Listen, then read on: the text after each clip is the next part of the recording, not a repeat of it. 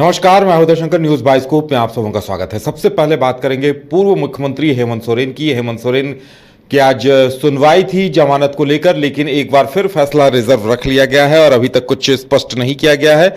हम आपको बता दें कि इससे पहले एक दिन हाईकोर्ट ने उन्हें झटका दिया था, जब हाईकोर्ट ने उन्हें 13 दिनों की बेल देने से इनकार कर दिया था और अब एक बार फिर उनके मामले को लेकर जमानत याचिका हाई कोर्ट से खारिज हो गई थी। हेमंत सोरेन ने कोर्ट से औपबंधिक जमानत का आग्रह किया था और 6 मई के लिए जमानत मांगी थी चाचा के श्राद्ध क्रम में शामिल होने को लेकर, और हाई कोर्ट ने उनके बड़े पिताजी राजाराम सोरेन के श्राद्ध में शामिल होने की अनुमति दी है। पुलिस कस्टडी में ही उन्हें श्राद्ध कर्म में शामिल होने का मौका मिलेगा और मीडिया से और राजनीतिक चर्चा पर पूरी तरह मनाही रहेगी। वहीं दूसरी तरफ एक और मामले पर सुनवाई हुई, जिसके बाद पूरे मामले को सुरक्षित रख लिया गया है अदालत ने, और इस पर अदालत ने स्पष्ट फैसला नहीं दिया है कि इस पर आगे क्या कुछ होना है।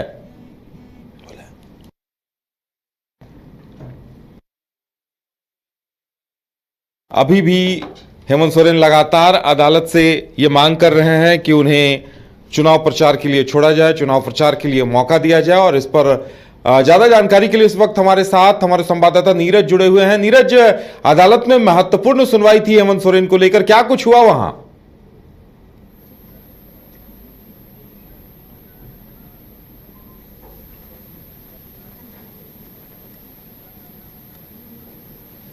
आग्रह किया था और उसी को लेकर जो है पिछली बार सुनवाई हुई थी और बहुत सारी बातें जो है हेमंत सोरेन के अधिवक्ता कपिल सिब्बल ने वीडियो कॉन्फ्रेंसिंग के माध्यम से कही थी। और उस दौरान कोर्ट ने दोनों पक्षों को लिखित जवाब दाखिल करने का निर्देश दिया था और आज का दिन निर्धारित था।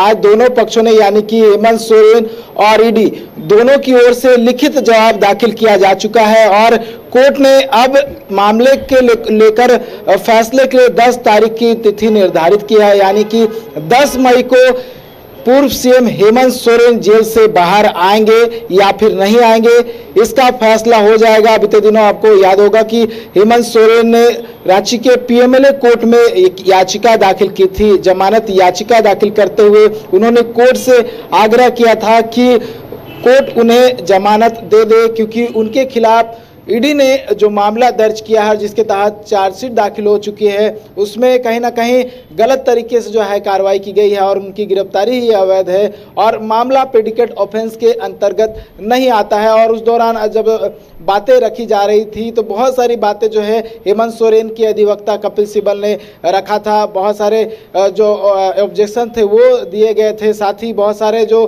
प्रीवियस वर्डिक्ट थे, फैसले थे, उसको लेकर भी बहुत सारी बातें दी गई थी। सुप्रीम कोर्ट का कि बहुत सारा फैसला का उसका भी हवाला दिया गया था। तो बहुत सारी बातें उस दौरान रखी गई थी, पक्ष रखा गया था।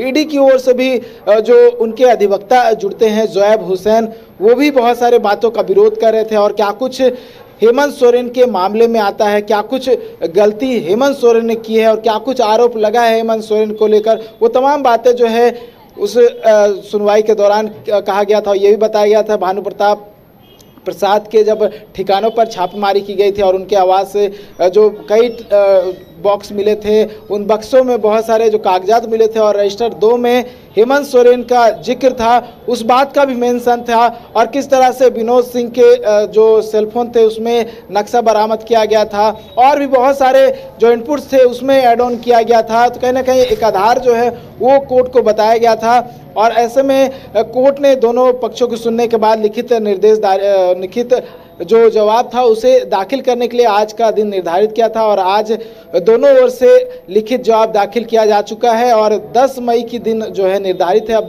देखने वाली बात होगी कि हेमंत सोरेन को पीएमएलए कोर्ट से राहत मिलती है या फिर नहीं मिलती है, क्योंकि लगातार अगर बात करूं तो विभिन्न कोर्टों के माध्यम से हेमंत सोरेन ने याचिका दाखिल की है, लेकिन सभी याचिका उनकी खारिज हो चुकी है। लेकिन ये जो जमानत याचिका उन्होंने पीएमएलए कोर्ट में दाखिल की है, उसमें क्या कुछ होता है वो देखने वाली बात होगी। 10 मई का इंतजार करना होगा उधर। बिल्कुल नीरज, कहा जा सकता है कि अब 10 मई को ही स्पष्ट हो पाएगा कि हेमंत सोरेन की जमानत याचिका पर पीएमएलए अदालत क्या कुछ फैसला सुनाती है। नीरज, फिलहाल हमारे साथ जुड़ने के लिए और तमाम जानकारी देने के लिए आपका बहुत बहुत धन्यवाद। एलीट इंस्टीट्यूट, अगर आपके अंदर चाह है तो एलीट आपकी राह है। IIT हो या मेडिकल, आप चाहते हैं अपने आप को उत्कृष्ट दिखाना, आप चाहते हैं खुद को एक IITian के रूप में दिखना या मेडिकल के क्षेत्र में आगे बढ़ना, तो एलिट आपके लिए एक बहुत बड़ी ताकत के साथ आपके सामने है। आइए, खुलिए, बढ़िए, पहुंचिए। Elite institute.